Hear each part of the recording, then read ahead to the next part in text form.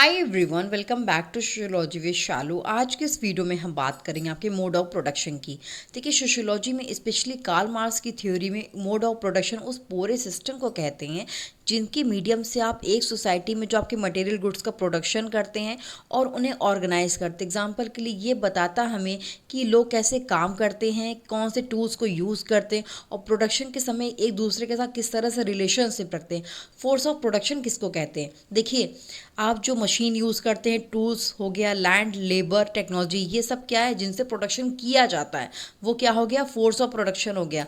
अब relation of production क्या होता है? यहाँ पे देखिए, लोगों के बीच जो आपकी सोशल और इकोनॉमिक जो रिलेशनशिप होते हैं उसको बोलते हैं, जैसे मालिक और मजदूर का रिश्ता। राइट, तो यहाँ पे ये चीज़ आपको समझ में आ गई होगी। अगर हम लोग पुराने टाइम की बात करेंगे, एग्जाम्पल भी लीजिए, जैसे फ्यूडल मोड ऑफ प्रोडक्शन, तो उसमें फोर्स ऑफ प्रोडक्शन क्या हो जाएगा? यहाँ पे लैंड और मैनुअल लेबर हो जाएगा। और यहाँ पे रिलेशन क्या होगा?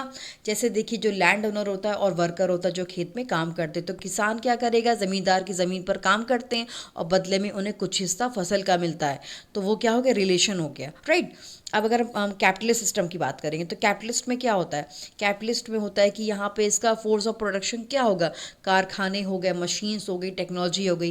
रिलेशन क्या होगा? रिलेशन यहाँ पे ये होगा कि जो कैपिटलिस्ट हो गया, यानी कि ओनर ऑफ फैक्ट्री होगा और वर्कर के बीच में होगा जो मजदूरी पर काम करते हैं। ठीक है, तो यहाँ पे जो ओनर होगा वो कंट्रोल करेगा आपके प्रोडक्शन को, अर्न करेगा प्रॉफिट को, जबकि जो वर्कर होगा वो क्या करेगा? सिर्फ सैलरी मिलेगी उसको। अगर हम लोग सोशलिस्ट मोड ऑफ प्रोडक्शन की बात करेंगे तो यहाँ पे फोर्स ऑफ प्रोडक्शन क्या होगा? आपके जो भी रिसोर्सेज होते हैं तो यहाँ पे कलेक्टिवली उसको ओन किया जाएगा।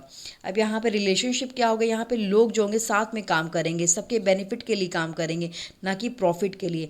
तो कुल मिला के जो मोड ऑफ प्रोडक्शन है, इससे ये पता चलता है कि सोसाइटी में आपका जो प्रोडक्शन कैसे होता है, रिसोर्सेज जो है वो कितना आपका कौन कंट्रोल करता है। ठीक है, एंड सोसाइटी में कौन सी क्लास ज़्यादा पावरफुल है।